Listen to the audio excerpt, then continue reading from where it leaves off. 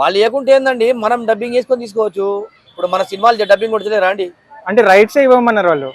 Rights ఇవ్వకుంటే గిట్ట స్పెషల్గా దానికి తగ్గట్టు కంటెంట్ తీసుకుంటాడు. ఏదైనా ఉన్నా కూడా ఇప్పుడు ఒక సంబంధిత ఇప్పుడు తెలుగు నువ్వు కన్నడ వాళ్ళని తీసుకొచ్చి ఇక్కడ వచ్చి తీసుకొచ్చినా మనకు మలయాళం వాళ్ళను సారీ మలయాళం వాళ్ళని తీసుకొచ్చి ఇక్కడ పెడితే ఓడి చూస్తారండి. ఏ ప్రాంతానికి సంబంధించిన ఆ ప్రాంతం హీరోని పెడితేనే సినిమా డెవలప్ అవుతుంది, సినిమా హిట్ అవుతుంది, నీకు ప్రాఫిట్స్ ఎక్కువ అవుతుంది తప్ప అనవసరంగా ఎవరిలో హీరోని తీసుకొచ్చి పెట్టి ఆ సినిమాకు ఉన్నటువంటి కంటెంట్ ఖరాబ్ చేసుకుంటే వాళ్ళకే నష్టపోతారు. పార్ట్ 1 పార్ట్ 2 ఇచ్చారు, పార్ట్ 3 ఏమో ఇవ్వము అన్నారు.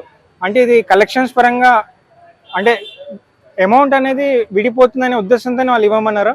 అదే అండి, ఎందుకంటే ఇప్పుడు దృశ్యం ఆల్రెడీ 2 సార్లు సినిమా చాలా బాగా అనిపించింది, ప్రాఫిట్ బాగా వచ్చింది. మళ్ళీ ఇది కూడా మేమెందుకు ఆయనకి ఇవ్వడం, మేమే సొంతంగా చేసుకుంటామంటారు. కానీ ఏ ప్రాంతంలో గుర్తుపెట్టుకోండి, ఏ ప్రాంతం హీరోకి ఆ ప్రాంతం అభిమానిస్తారు తప్ప ఎవరిని కొత్త బయటగా చూస్తే వాళ్ళని నష్టపోతారు.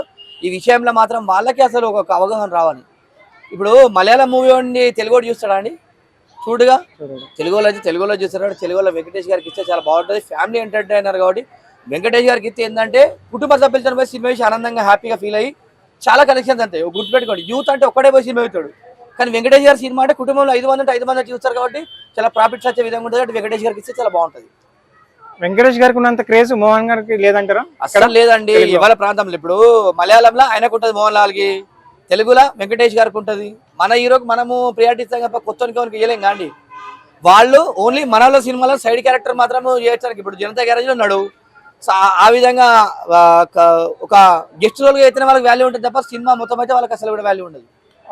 ఒక విధంగా చూసుకుంటే సినిమాకి డ్యామేజ్ అంటారా? డ్యామేజ్ అండి. వెంకటేష్ గారికి అయితే మాత్రం పూర్తి సక్సెస్ఫుల్ ఉంటుంది, లేదంటే సినిమా డ్యామేజ్ అవుతుంది.